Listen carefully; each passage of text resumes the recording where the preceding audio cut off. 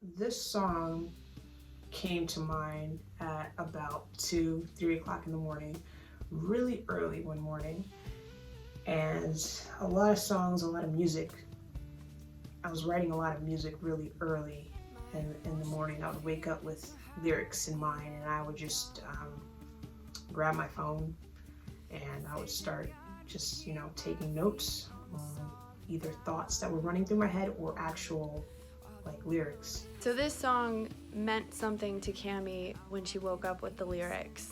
She said she wrote this song for me, and I didn't quite know what that meant because I had just skimmed over it. I was too enveloped in my own emotions. My thought process for All Glory to You and what was happening in my life during that time was I was working on an album. And my friend, Sarah Reasner, was a singer on the album. She's the lead vocalist. So we had done one recording session already, and it went great. We accomplished a lot. All the songs that we were working on were pretty well recorded. And, we were back home working on some new material to go back and record.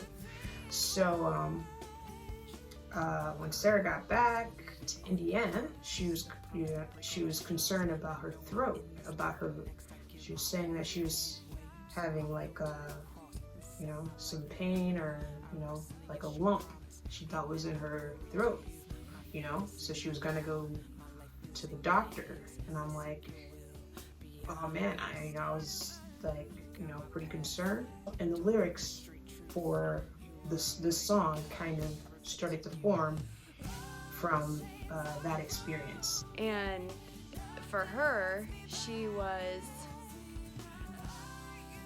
thinking about me, but in her own wisdom, saying, all glory to you.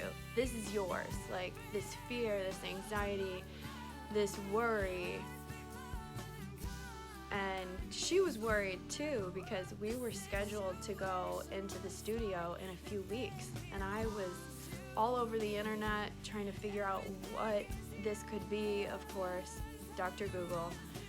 And I thought, if I have nodes or whatever else, how are we gonna do this?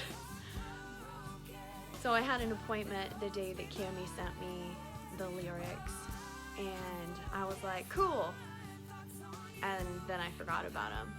If she did not say anything about the lyrics, I wouldn't have mentioned it.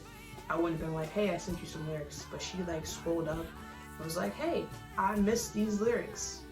And I was like, oh yeah, those are some lyrics. She was like, what are these lyrics for? And I'm like, yeah, it's for your acoustic album. It's whatever you want it to be for. These lyrics came to mind in regards to you having your appointment for your voice or for your throat. I waited until the next day and went down to my studio here in my basement and recorded just the simple melody with the guitar. Very, very simple song that came out, and I sent it to her, and she was wowed. She said, we have to put this on the album. This is happening. It just became this big thing that we never imagined. The lyrics for this song, all chains are broken. I was trying to just share that, or tell myself and tell Sarah that all the chains in your life, mentally and physically, are broken. God has broken them. So sometimes it's our thoughts that are our chains. Our thoughts are sometimes chains that are holding us back. And the mind is so powerful. And a lot of the songs that I wrote, and this one as well, the lyrics that I wrote in this song are dealing with the mind and trying to get the mind to not focus on the bad things. I speak love and kindness no matter what the situation looks like. So that was kind of where that line came from. All chains are broken, nothing holds me back. Nothing holds me back. I focus my thoughts on you. I focus my thoughts on God and everything that He has done already. It's amazing, right? You take care of everything. So what am I worried about? You know, what you're thinking can be the force that is going to prevent you from excelling forward. Sometimes it's what creates a problem. When I really listened back to the lyrics over and over and over and over again and just seeing where the song was going to go, we both decided that it needed some of the iconic Cami rap or spoken word. Even all you promise, the promise to break all these chains, not knowing in this life or next, I give my whole life anyway. So that was what she wrote. And yeah, it was like the promises, you know, believing in the promises that, you know, God has already given us. The line in the song that says, "You took my filth to the cross and said my life would be new." It also says, we don't know whether that's in this life or next, that the newness is going to happen. Because we're still on earth. We're still suffering down here in dirty houses and cold weather and screaming kids and sickness, you know? But He does promise us that new life. He just doesn't say whether it's here on earth or whether that's when we join Him. I think that's really important to be aware of. Yeah, it's just, it gets me super excited. And this song is just like uplifting. It's inspiring. It's like, it's supposed to get you motivated, you know? It's supposed to get you pumped up. So let's talk about total depravity. You know what that is? That's just the depth of our filth. To really understand how this song has reached to the depths of my soul is to understand total depravity, which is the depth of the filth in my life and anyone's life, you know, down to the thoughts, whether you act on stuff or not. If you're thinking it, you're filthy. I'm filthy. The fact that God took our filth to the cross is like the beginning and the end to everything. Walking by faith, not by sight. And so sometimes we let, you know, circumstances in our life, things that happen in our life kind of dictate how we feel about, you know, what we expect, but that's not necessarily what we're supposed to be doing. We're like supposed to continue, no matter what, continue to give thanks. The chains in the song, right? Just all of the things that have weighed me down, brought me shame, guilt, fear, anger, you name it. Ever heard nobody sins in a vacuum? Total depravity. I have hurt a lot of people. I look back and I think about how far I've come. It doesn't seem fair to be freed from some of the filth in my life.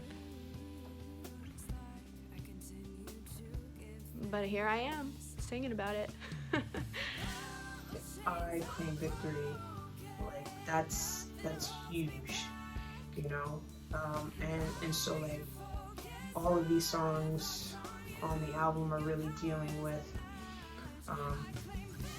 giving thanks in advance. We like to think that we are doing a lot of things in our own power but I know from my own experience that's not possible, because I tried for years and years and years and years to get rid of some of that filth.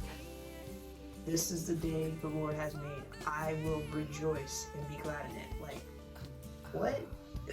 You know, like, all of that stuff is kind of, it all comes together in this song. And all glory to you, all glory to God.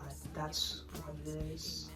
Everything I do in my life is supposed to magnify His name. Another amazing thing that came out of this song was a new partnership and friendship with Image of Hope Ranch here in my town of Auburn, Indiana. Just getting to know them a little bit more and see the heart that they have for their clients and for this community, for the lost, the hurting, is amazing. This song was their mission. I hope that a lot more people get to hear it, and that the simplicity of the song allows for space for people to really reflect on what's going on in their own lives and where they've been, how God is changing them if they'll allow it, and just the freedom that we can experience. This song is such a gift, and we feel truly honored to be entrusted with developing this gift. For Cami to even be given just the first morsels, and to be a part of watching it grow and seeing so many people already touched by it.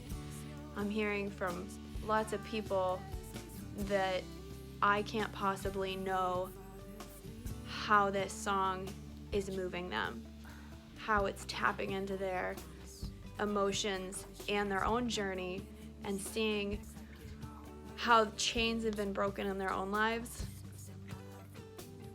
And I know that those same people can't possibly understand how this song does the same for me. I would venture to say that besides my niece Everly and my little friend Beatrice, this song is probably the best thing to come out of 2020.